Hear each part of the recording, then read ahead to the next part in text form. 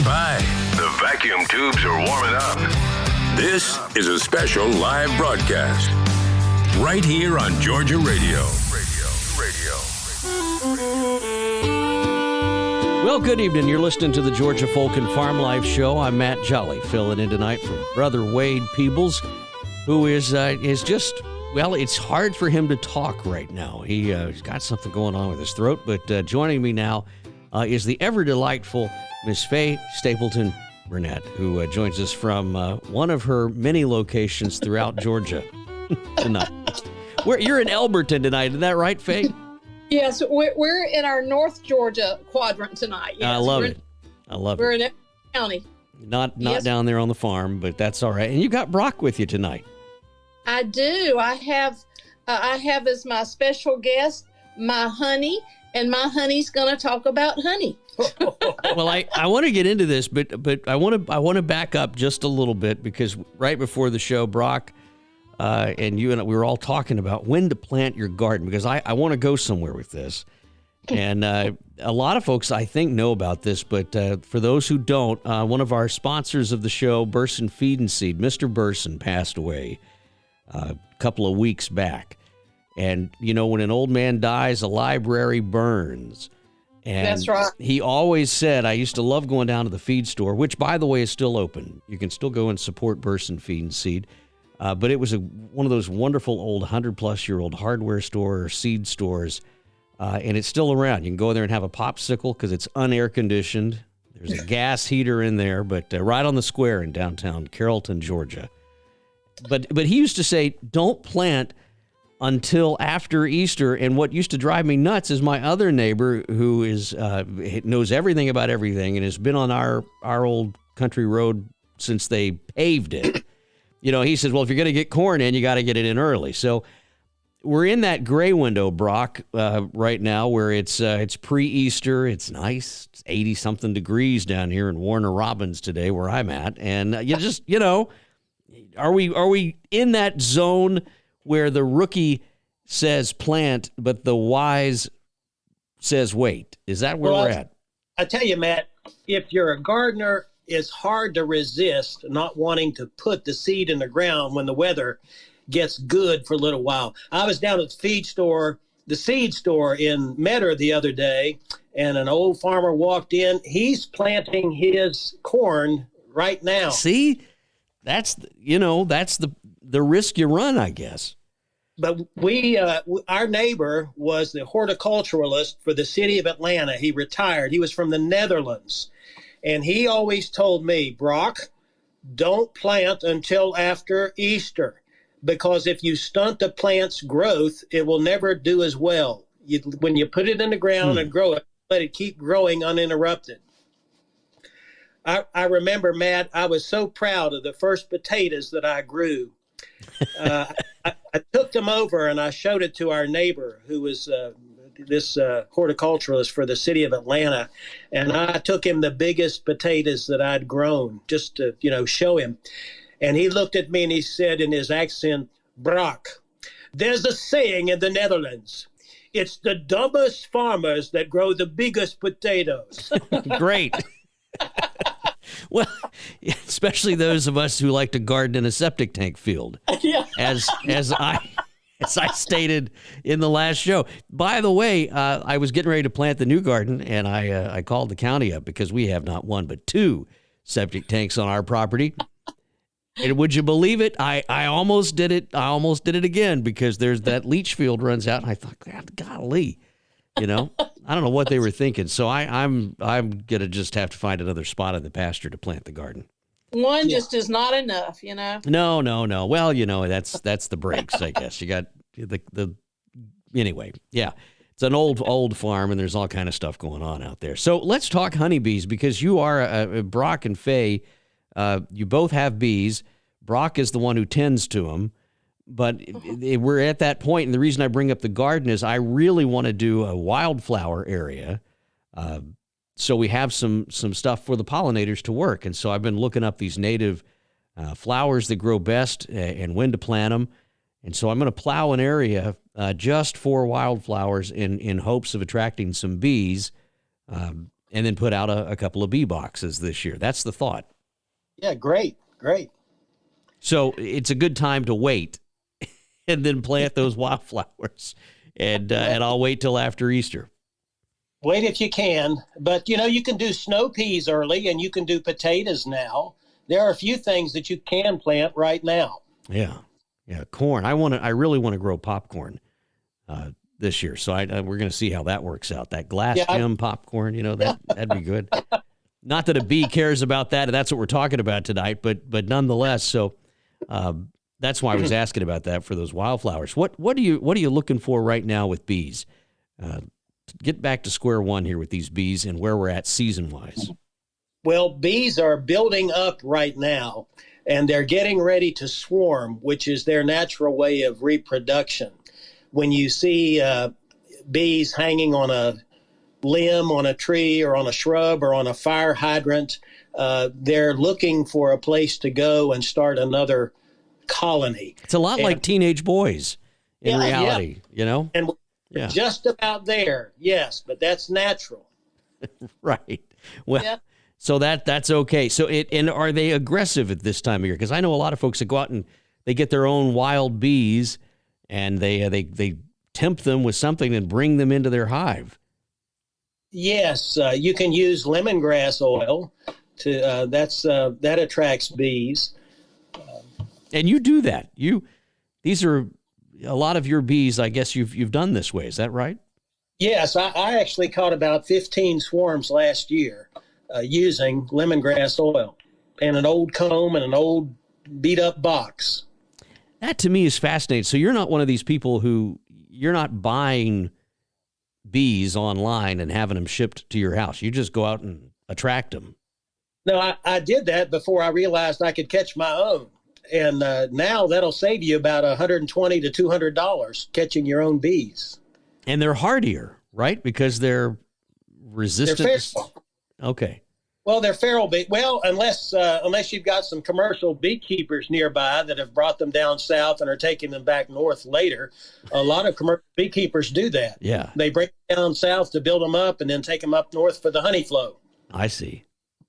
Yeah. Huh. Man, you might be interested on how Brock got into beekeeping. Well, let's talk about that, Brock. Go right ahead. Yeah, I had a friend of mine in college that introduced me to beekeeping. He put himself through school selling honey, and he was selling it there at college, and he met his wife selling honey. And my friend at college, he was from Florida, and he became my mentor. He taught me to remain calm and relaxed around bees and taught me to move slowly. And I still remember the first time that I climbed a ladder and shook the bees off of a branch into a collection box that I was holding. I was afraid and excited at the same time, but I did it. And I was so excited about that. Catching a swarm of honeybees is an adrenaline rush, and it's still an adrenaline rush today because you never know what's going to happen. But actually, when bees are swarming like that on a branch or a shrub or a fire hydrant, they have gorged themselves with honey, and they can hardly bend their abdomens to sting you. And so that's when these people will wear bees like in the form of a beard and put them on their head and all that stuff. They are really pretty docile when they're swarming, and they really don't sting you unless they're protecting their hive or unless you are smashing them or something else like that. Yeah. But the average beekeeper gets stung, I read this the other day, about 58 times a year. But I actually get stung a lot less than that. And I think it all depends on how you handle the bees, the mood the bees are in, the weather, whether they're hungry or not. Bees will let you know how they feel if you will pay attention to them. Matt, you were talking about maybe planting wildflowers and getting some bee boxes. So Brock can kind of maybe give you some information on how to get started and how much does it cost to get started. Well, I don't even want to know how much it costs because I know it's like buying a bass boat. You know, the boat's the gateway drug to a bigger truck. And then to a garage to keep it in. And the list just goes on and on and on. But okay, that'll be great. Let's get into that, Brock. Okay. The numbers you've told Faye. Is that right? Yeah. Well, yeah, we don't talk about that anymore, Matt. let's Let's just say nothing is as cheap as it used to be. right, especially honey. But go right ahead. Yeah, but it's not as expensive as you might think. You can make your own hives, some of your own equipment, but there are things you need to purchase, like a veil and gloves, a smoker, and a hive tool. Those aren't that expensive. And like we were saying a minute ago, you can catch your own bees in a swarm trap. That'll save you a lot of money. But bees will swarm into anything, an old tire, a bucket. But if you'll just buy a lot of people are making hives and equipment now, and you can buy them a lot cheaper off of individuals. Go to a bee club, and there'll be people there that are selling equipment. A lot of the bee companies, the Mann Lake and the Dadant and Company, you can get a starter kit for about $300. That includes everything, and that's a lot of money. You can do your own for less than half of that if you're careful. And go to a bee club, and that's the best way to get started. Talk with men and women, boys and girls that are doing it. There are a lot more women keeping bees now than men. That's been a change over the years. I noticed that at the other one of the bee clubs and bee meetings that I went to, and there were a lot of ladies in there who were not only teaching the course, but really were in the leadership positions even within the club. And you always kind of think of this as a bunch of old guys gathered around the honey extractors, but that's just not the case today. Right. A lot of people are homesteading, and they've learned about honey is a superfood, and it's in great demand. And if you produce local honey, you cannot make enough because your neighbors are all going to want it when they find out that you have it. So what do you need? As you said, the hood, the smoker, the suit. We'll just call it the suit. But then when it comes to the box, the bee boxes, the supers, and all this kind of stuff, what do you recommend you get started with? Well, a beehive has a bottom, it has a top, it's got a 9-inch brood chamber and a 6-inch super where they store the honey. And that's how you get started. And then it's got frames. And you could make your own boxes. The difficult thing to do is the frames that you put inside and the wax that you put inside of the frames. You'd probably want to purchase those things. But you can get free catalogs mailed to you. Some of them have a calendar that tell you what you need to be doing in each particular month. But you can spend as much or as little money really as you want to. But I'd say you're in it for at least $150 if you want to get started on the cheap. Well, and that's great. And then you're going to be able to produce your own honey and a lot of it at that point. Matt, you might be interested how much honey one hive will produce. If you're thinking like getting one hive or 3 hives, how much honey can you expect? What do you think on that, Brian? Does it vary on location, or is it pretty across the board? No, it really does. It varies a lot. It varies according to weather, nectar flow, the strength of the colony or the beehive. A beehive and a colony are the same thing. It took me a while. I thought of a colony as a lot of beehives, but when people refer to a bee colony, I think they're referring to a hive. Just they're the same thing. But it also depends on your management style. There's just a lot of variables. Bees can fill a super during a good honey flow in a week. And wow. That's about 30 pounds. Some of them can fill 2 supers in a good honey flow. That's about 60 pounds of a small super. But a single beehive can produce 30 to 100 pounds of honey in a season. And by the way, you should probably always start with 2 beehives rather than 1, because for some reason they just seem to do better if you start with 2. Plus, you can see the difference between each hive. They really do have different personalities, and some of them are harder workers than others. It's amazing. How close to a water source? I was going to ask that because I know that's a big thing. Well, if your neighbor has a swimming pool, that's where they're going to go. Okay. But they'll fly a couple of miles to get water, and they do need water. And they'll if you got a leak in your hose and you're watering your yard, I mean, they'll go there and get it. But they do need a good source of water. But they always seem to be able to find it, Matt. And Matt, you might be interested in how many bees are in a hive and how long they live, Well, that's why I was asking earlier, Brock, the ones that you catch, are they as prone to getting the mites and everything else that you read about that just decimates these hives? Yes. They say, Matt, if you ask 10 different beekeepers the same question, you'll get 12 different answers, Okay. All right. But I think that if you catch wild swarms, feral bees, they have proven themselves to be survivors. And I think they'll be healthier. But now a lot of people will say, well, there aren't that many feral bees. You're just catching someone else's bees. But, I don't know how you answer that question. But bees are in trouble. I mean, you've got all kind of things to deal with now that you didn't have 20, 30 years ago. You got parasites and moths and beetles and pesticides. You've got all kind of things bees are facing. But in an average beehive, you'll have 20 to 60,000 bees. And 60,000 of them will be like female worker bees. 800 will be male drones, and there'll be one queen. Wow. 60,000 bees in one of those little tiny boxes. Or more. It depends on how high you stack your brood chambers and how much the queen lays. It all varies. But all worker bees are female. They're all half-sisters. A queen will mate with a dozen or more drones in the air and come back, and she can lay up to 2 years or longer from that one seminal mating. Wow. That's a lot of bees. Yeah. Do we need to take a... Well, I was just going to say, why don't we take a quick break and come back and talk some more about this? By the way, you know what goes great with honey, and that is beef. Yeah.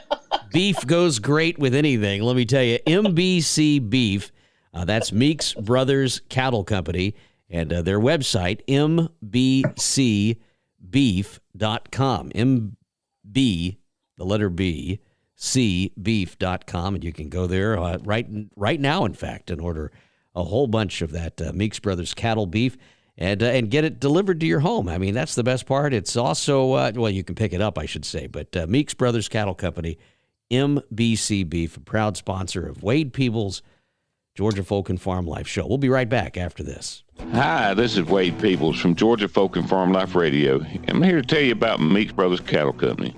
And you don't have to worry about supply chain issues or where your beef comes from. Do what I do and call Meeks Brothers Cattle Company today. You can get a whole, half, a quarter, any amount of beef you want. Good quality beef, vacuum packed, lasts up to 3 years in your freezer. It's grass-fed, grain-finished, made to order. Visit Meeks Brothers Cattle Company on Facebook today and tell them Brother Wade sent you. And that's Meeks Brothers Cattle Company. Thank you. Georgia Radio. Good company and great country. Enjoying the country music. And welcome back here to the Georgia Folk and Farm Life Show. Matt Jolly hanging out here with you with Faye and Brock.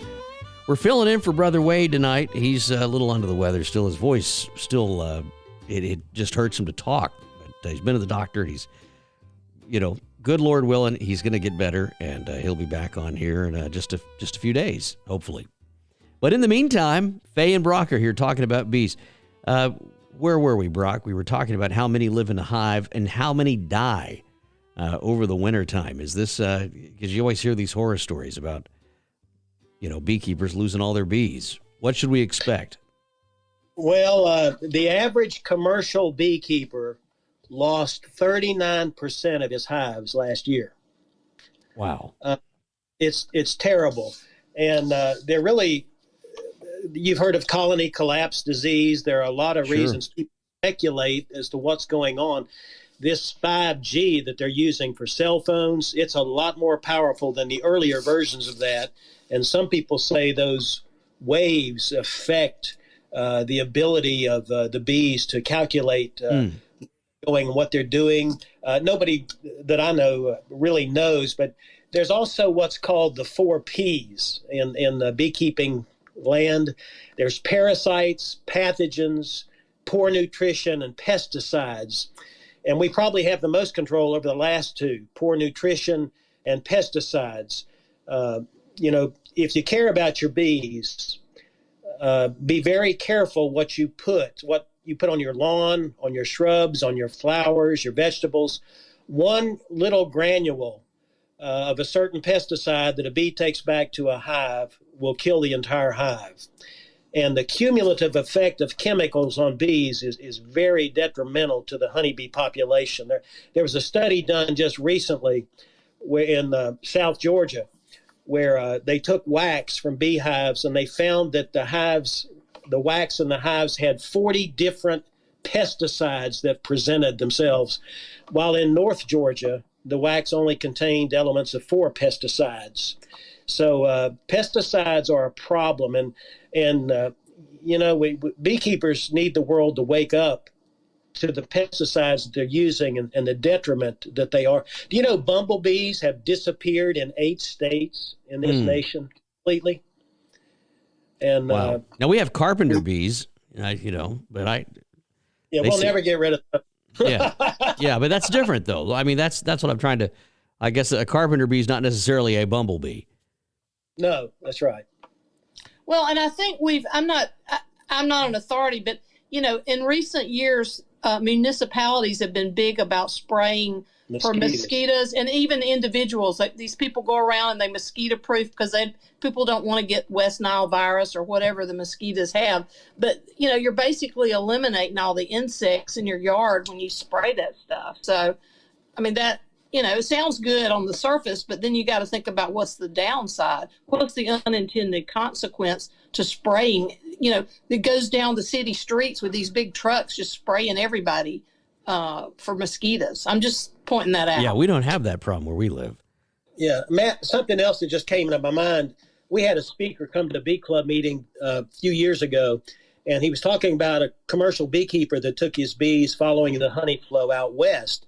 And they got them about to the middle of the country, let the bees go, and they flew. I forget what crop it was, but they landed on the crop, turned around, and came right back to the truck. And they didn't understand why the honeybees didn't work, whatever it was that was growing. Long story short, do you know they discovered that honeybees will not work genetically modified vegetables like they will the heirloom? Really? And I thought that was profound. Huh. They know the difference. And it makes you wonder what the reasoning is. If it's the taste, it must be something with the taste, I would assume. But they know the difference. Wow. They apparently do. I thought that was profound. All right. So where would you keep bees? Would you prefer? I know they like a little shade. They don't do great in full sun if you can avoid it. Where do you put them? Well, where do you put the hive? Actually, I think the hive should probably be in full sun, believe it or not. Okay. They keep the average temperature in the beehive at 94 degrees. And if you put your bees in the shade, the hive beetles will come to a beehive in the shade and infect your colony. And the bees need it warm to evaporate the nectar and turn it into 84% sugar. So it becomes honey. They need the heat to get the humidity out of the honey and make it honey. And you might be interested in how they keep it at a constant temperature. Yeah, how do they do that, Brock? They fan. You'll see bees fanning. They'll be lined up on the front of the beehive or hanging out on the front lip, just flapping their wings and trying to air condition the inside of the hive. Keep it just the right temperature there. And it's amazing that they know. That's the job of the younger bees. They have a certain duties that they perform depending on how old they are. They live 28 days in the summer, and they live 2 or 3 months in the winter, and they have different activities depending on how old they are. There's a division of labor in the hive. Also, the shape of the comb. Did you have that? Oh, yeah, the hexagonal shape. It's one of the strongest structures known to man, is the shape of the honeycomb. They're little architects. Wow. They're mathematicians. They're intelligent. That bees dance and socialize. They have a figure eight dance. They have a waggle dance. They communicate, and you can pull out a frame and watch them while they're doing it. And they're communicating to the other bees in the hive where the nectar is, what kind it is, how much there is. It is fascinating. And one bee lives 28 days in the summer.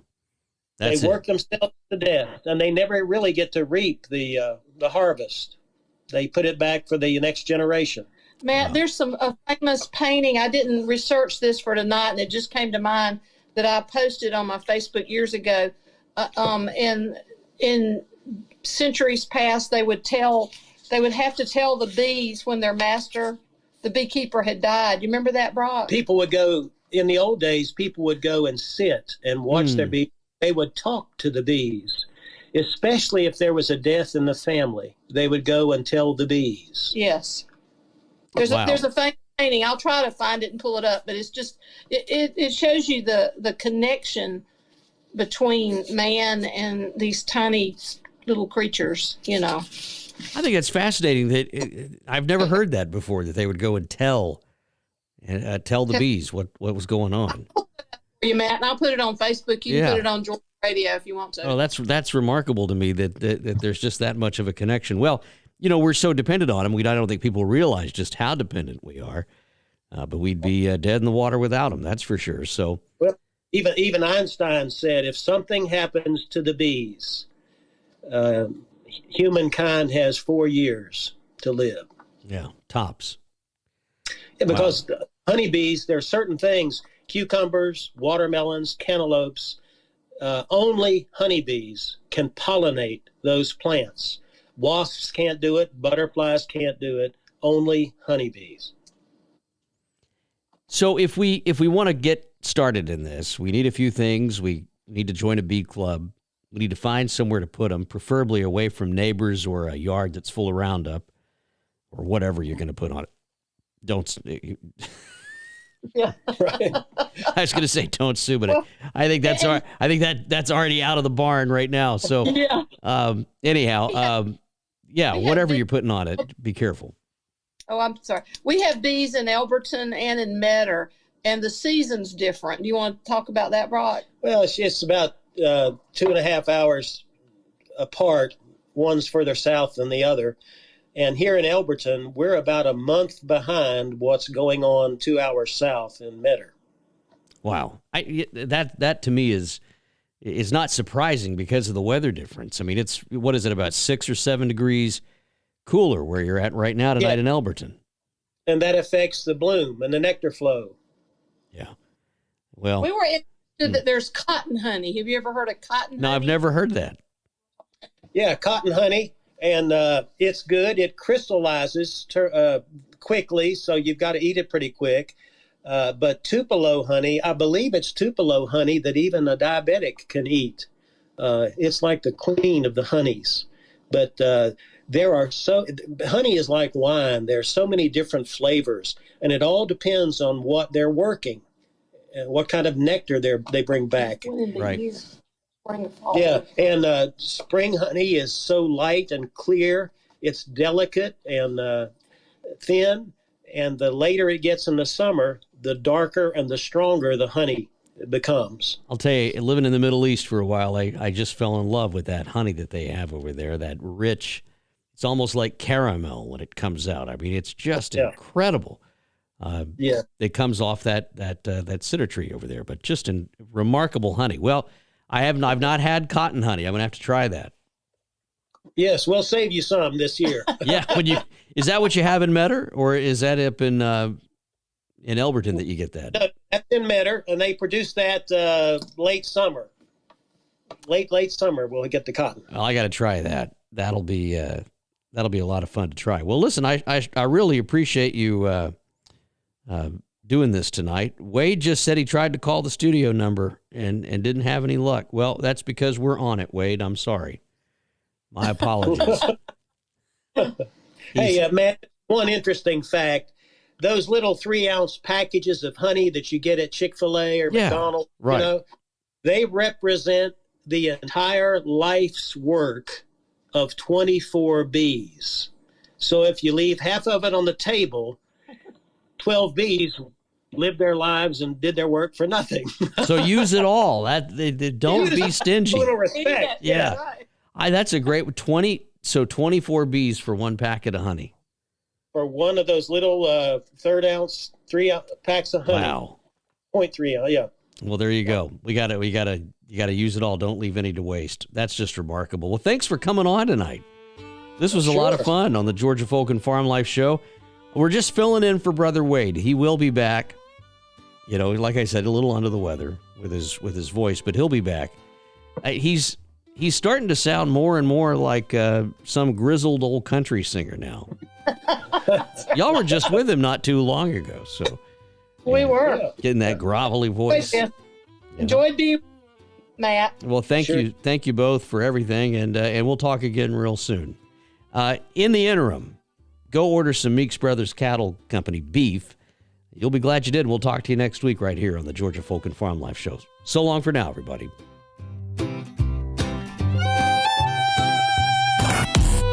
Georgia Radio. Good company and great country.